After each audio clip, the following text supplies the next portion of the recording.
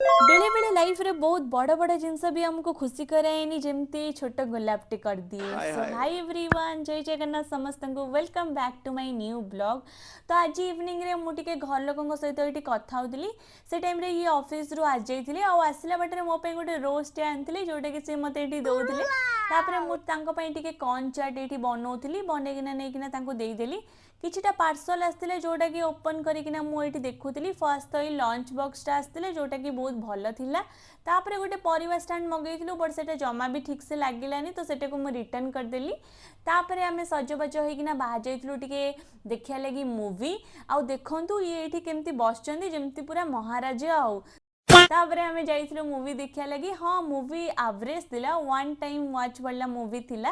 तो आम मुवी भी देखिकिना घर को पलि आसलु। तो आज ब्लॉगटी आपण मानक जदि भल लगी निहाती बहुत सारा भल पाइबा देबे।